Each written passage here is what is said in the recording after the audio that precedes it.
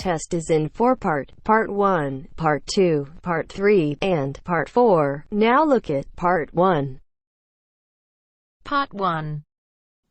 You'll hear 2 university students planning a computer programming lesson. First, you have some time to look at questions 1 to 4.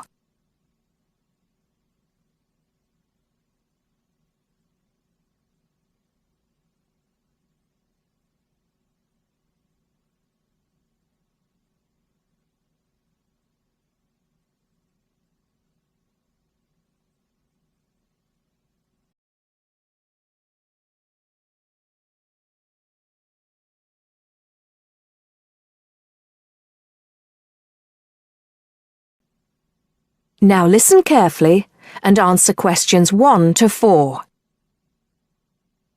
Hi, Hardeep. Is now a good time for us to plan that computer programming lesson we've been assigned? Hey, Dawn. I was just thinking about that, actually. Yes, let's get it out of the way now, shall we? I've got the instructions here. So, it says, design a 45-minute lesson for a class of 16 teenagers where they learn how to write a simple computer program in BASIC. Now, I know, of course, that BASIC is the computer language people used to use back in the 1980s when they wrote programs on microcomputers, but I'm not sure I feel very comfortable teaching anyone about it. Well, I did a bit of research yesterday and found out quite a few things, so I think we'll be okay. Great. So, what do you have in mind? Well, I think we should presume that none of the kids will know anything about BASIC. So why don't we start with a short multiple-choice quiz? It could focus on things like what BASIC is, what the letters stand for, when people used it, things like that. That sounds good. I guess it shouldn't take long. Just the first 5 minutes of the lesson, something like that. I don't think we should make the students do it on their own, though. That'd make it too much like a test. Shall we let them do it in 2 so they can discuss their choices? Yes, good idea. Then we'll go through the answers with them as a whole group. Good. What next? Well, I've had an idea for the program they could write. I'll tell you about that in a minute. I think the key thing is, though, that before they actually sit at their computers, and I think we should presume that they're doing this lesson in a computer room, they make a flow chart of what they want the program to do. That's usually the best way to start writing a program. This flow chart will show all the different stages of the computer program, right? Exactly. It's probably best if the teacher stands at the board and everyone works on that together. Yes, otherwise they'll all come up with different flow charts and it'll get confusing. Precisely. I imagine making the flowchart will take about 15 to 20 minutes. Then they use that to write their computer program. Well, actually, I think there's a stage before that. You see, the flowchart will be in English. They're going to need to be taught a few basic commands so they can write their computer program. Now I'm getting out of my depth. What kind of thing would that be? Well, for example, when you want text to appear on the screen, the command is print in capital letters, followed by the text you want to appear in double inverted commas. Oh, yes. I think I've seen that before. Right. So they'll need to be taught 5 or 6 commands before they use them to write their program. Okay, so how shall we do that? With the teacher talking to the whole class again? Well, we could, but it might be more fun to make it more like a competition, where there are a few teams competing against each other. Each team has maybe 4 or 5 people in it, and they have to do some kind of matching task. You know, they match the command print with to make text appear on the screen, something like that. That sounds good. Teenagers love competing with each other. Exactly. And then, for the final part of the lesson, they use their flowchart and the commands they've learned to produce the program. Let's presume, shall we, that there are 8 computers in the room, so that's 2 students for each computer. That sounds reasonable. So, tell me more about your idea for the computer program they're going to write.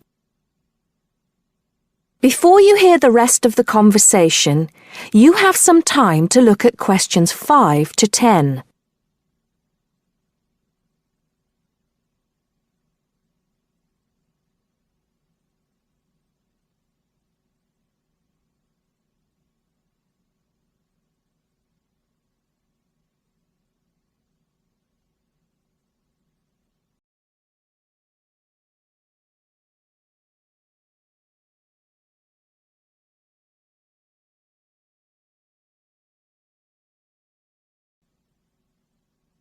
Now listen and answer questions 5 to 10.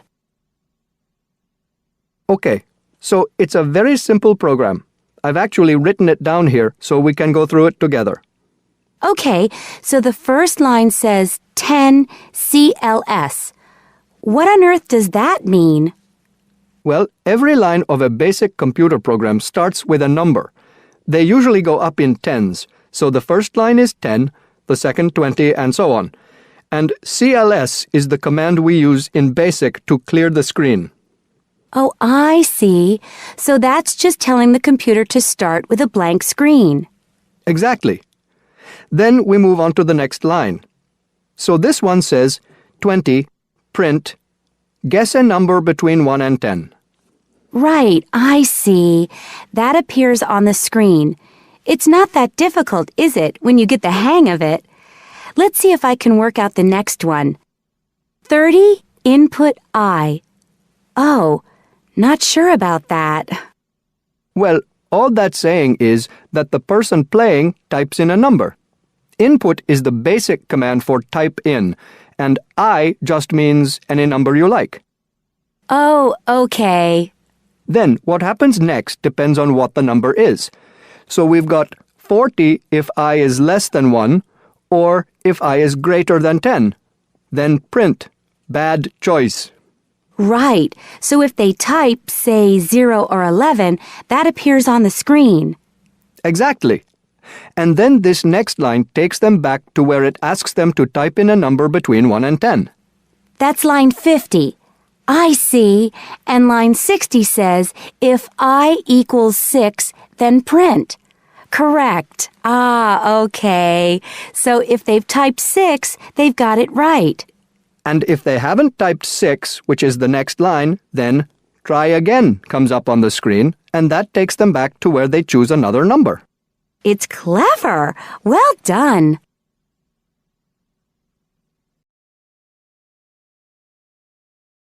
That is the end of part 1. You now have half a minute to check your answers.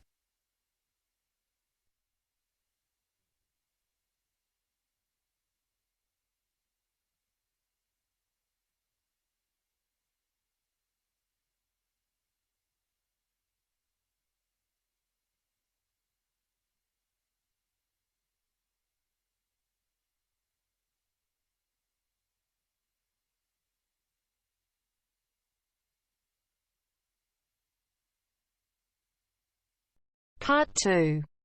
First, you have some time to look at questions 11 to 15.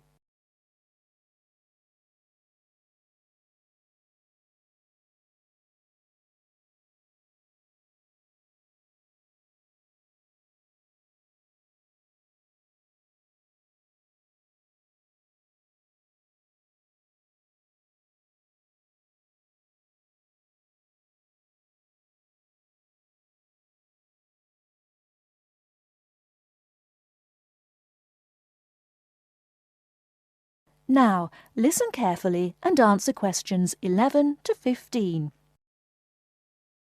Thank you very much for inviting me here today. I understand that you all own your own home, and some of you may be interested in buying additional property here in the city, so I hope you will find the information I am going to share with you useful and informative. I'm going to talk about the situation with property here in the city. The city centre of any area is obviously going to have the highest prices, and as more and more people are competing for houses in this area, both renting and buying are becoming increasingly difficult. It is most people's dream to one day own their own house. House ownership gives us a feeling of having achieved something, and we can see clearly what we have worked so hard for all our lives. It can give us a sense of security for our old age and a knowledge that we will hopefully have something to pass on to our children. However, buying a house, particularly for first-time buyers, is becoming more and more difficult, not only due to increasing prices, but also because of the need for a substantial deposit. For younger people, buying their first home is very difficult and often impossible. Young couples who cannot get the deposit together need to rent for a long time and sometimes forever. While traditionally homes near the centre of the city have been the most desirable, people are now looking further afield. This has happened for a number of reasons, the main one being that our style of work is changing, along with that of other countries such as the USA. In certain professions, for example sales and computing, it is no longer necessary for people to be based in an office full-time. More and more people are beginning to work from home, which means they can avoid the hustle and bustle of rush hour traffic jams into work and have more freedom to choose to live in a more rural and peaceful location. My company deals with finding property for both purchasers and renters in the city area. One of my main roles within the company is to find investment properties for people who wish to plan ahead for their future.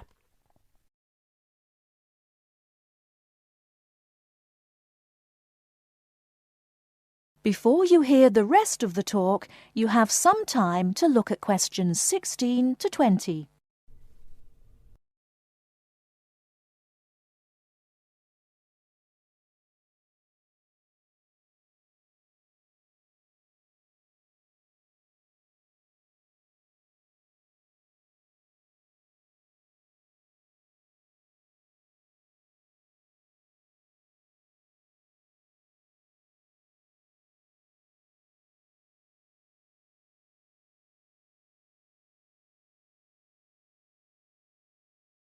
Now listen and answer questions 16 to 20.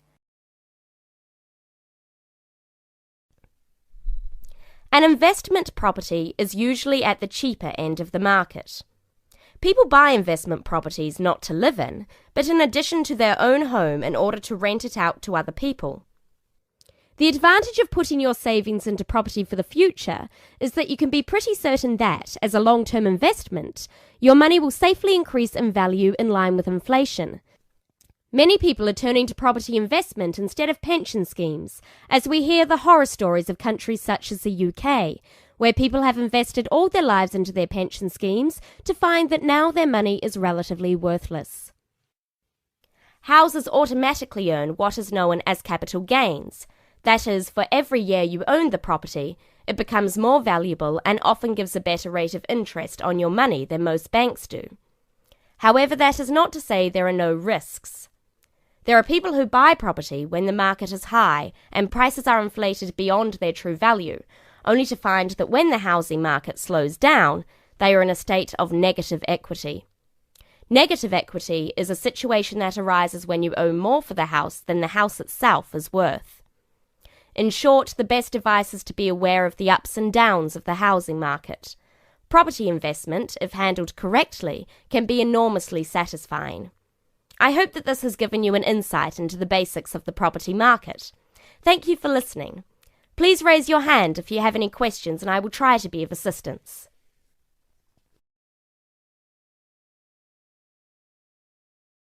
That is the end of part 2. You now have half a minute to check your answers.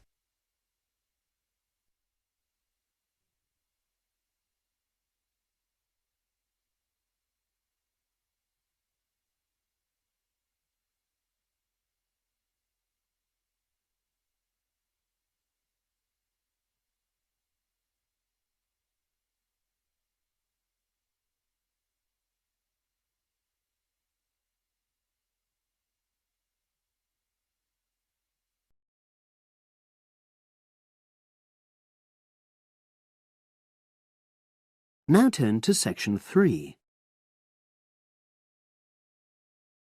Test 7, Section 3. You will hear two business studies students discussing a presentation they'll do on an article on working effectively in groups.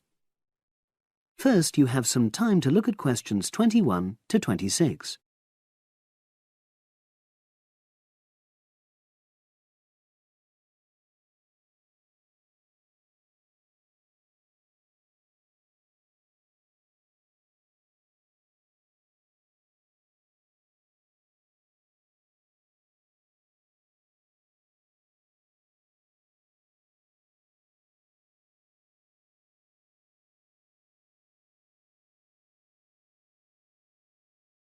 Now listen and answer questions 21 to 26. So, Brad, what did you think of the article on group work? Oh, hi, Helen. Yeah, it was pretty good, with helpful pieces of advice on how to make group work effective. I think we were lucky to be given such a straightforward text to present at the management skills seminar. Yeah. Actually, shall we discuss it now? Have you got time? Sure, it's only a 10-minute presentation. So we just need to explain and then give our views on the main points raised in the article. I'll jot down some notes. Right. So, there are 3 main sections.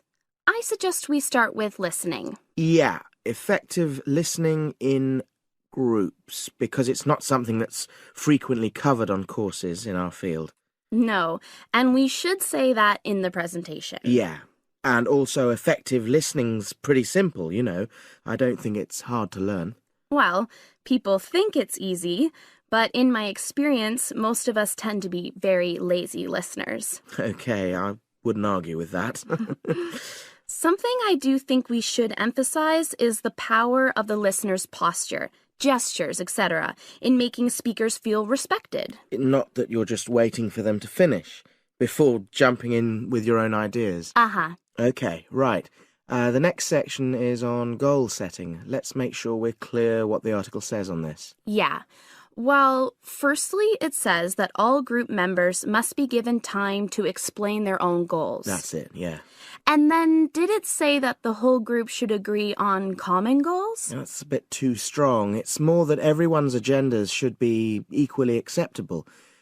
But it does say that goals have to be realistic, you know. Achievable within a particular time? You've got it. That's really what the article's saying. There isn't really any point in having ideals if group members know they won't come to anything within a reasonable period. So, I think a summary covering those points will be enough for that part of the presentation, don't you? Yep. Now, the last section is about conflict resolution. Actually, I thought it was the worst part of the article. Me too. I don't think it went into sufficient detail on the issue. Actually, I thought it devoted too much space to it, but that it was all rather boring, you know? It didn't mention some of the more radical theories. Absolutely. I found that really irritating. Right, and also I think it could have said more about conflict sometimes being healthy in groups. Absolutely. It just mentioned rather glibly about how we should avoid thinking of winners and losers, and that quick resolution of conflict is always desirable. Without explaining what these terms mean? Well, it gives quite detailed definitions, but doesn't develop a proper argument. Right. So, for the presentation, I think we just give some definitions and then explain what we felt were the weaknesses in the article's treatment of conflict resolution. Yeah, good. Now you have some time to look at questions 27 to 30.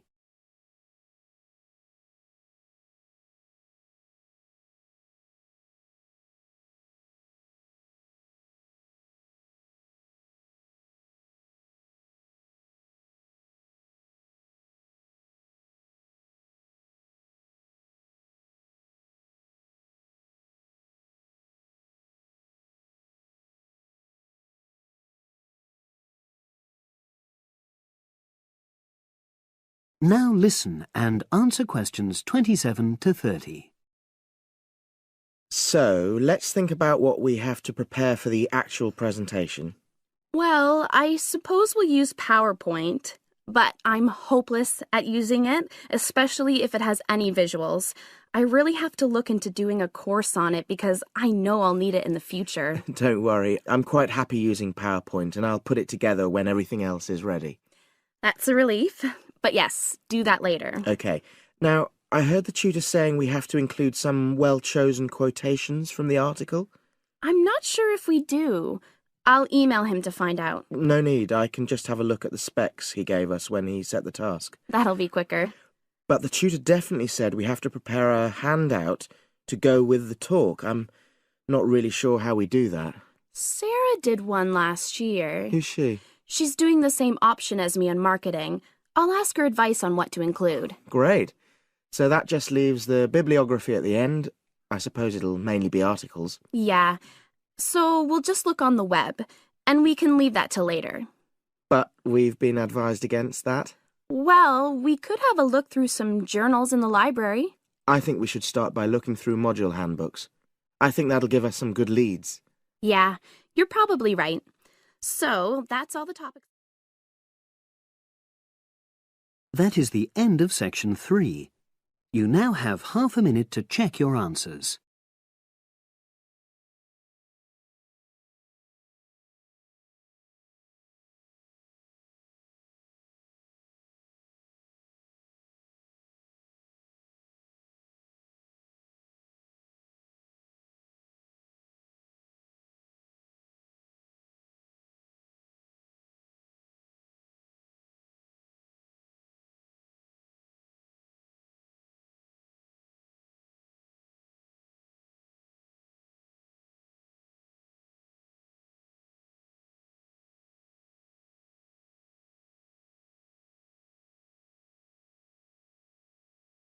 Part 4.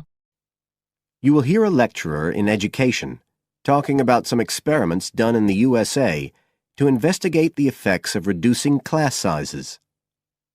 First, you have some time to look at questions 31 to 40.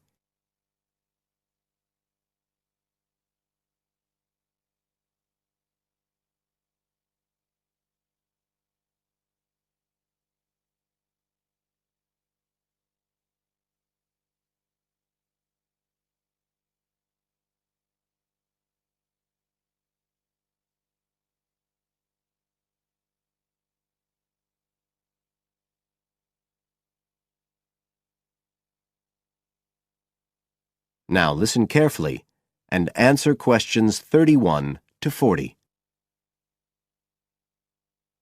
All over the world, there are passionate arguments going on about how educational systems can be improved. And of all the ideas for improving education, few are as simple or attractive as reducing the number of pupils per teacher. It seems like common sense. But do these ideas have any theoretical basis? Today, I want to look at the situation in the USA and at some of the research that has been done here in America on the effects of reducing class sizes. In the last couple of decades or so, there has been considerable concern in the United States over educational standards here, following revelations that the country's secondary school students perform poorly relative to many Asian and European students. In addition, statistics have shown that students in the nation's lower-income schools in the urban areas have achievement levels far below those of middle-class and upper-middle-class schools. So would reducing class sizes solve these problems? Well, we have to remember that it does have one obvious drawback. It's expensive. It requires more teachers and possibly more classrooms, equipment, and so on. On the other hand, if smaller classes really do work, the eventual economic benefits could be huge. Better education would mean that workers did their jobs more efficiently, saving the country millions of dollars. It would also mean that people were better informed about their health, bringing savings in things like medical costs and days off sick. So what reliable information do we have about the effects of reducing class sizes? There's plenty of anecdotal evidence about the effect on students' behavior, but what reliable evidence do we have for this?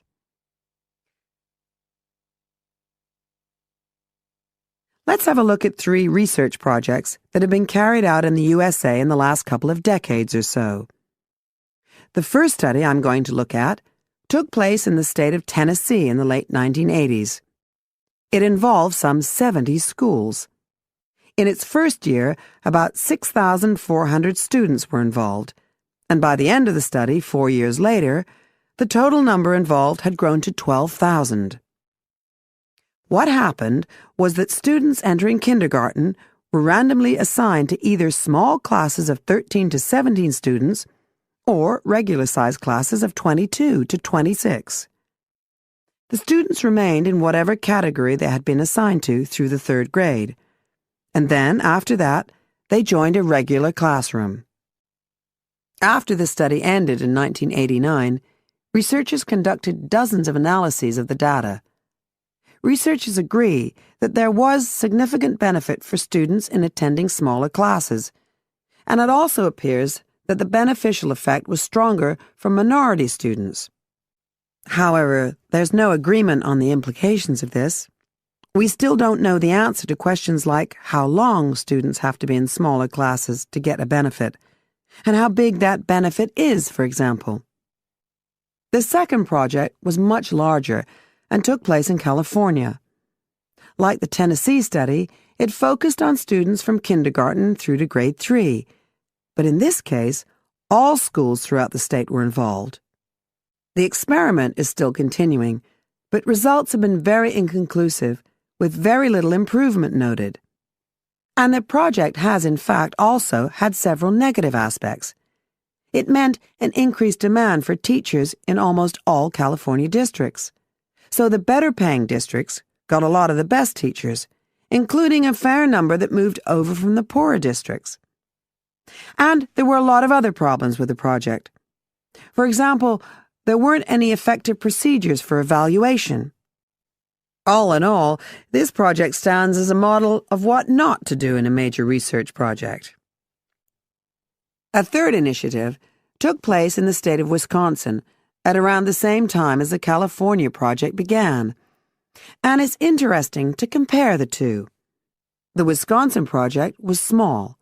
Class sizes were reduced in just 14 schools, but it was noteworthy because it targeted schools at which a significant proportion of the students were from poor families, compared with California's one-size-fits-all approach. Analysts have found that the results are very similar to the Tennessee project, with students making gains that are statistically significant, and that are considerably larger than those calculated for the California initiative. Now, I'd like to apply some of these ideas to the latest.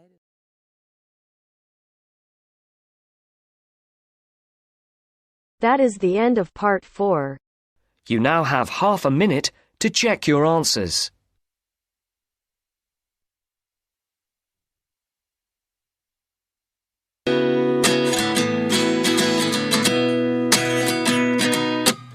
At 29 and I find myself wondering what did happen to the last 10. I ran away with my life, fast forward, never turn back again.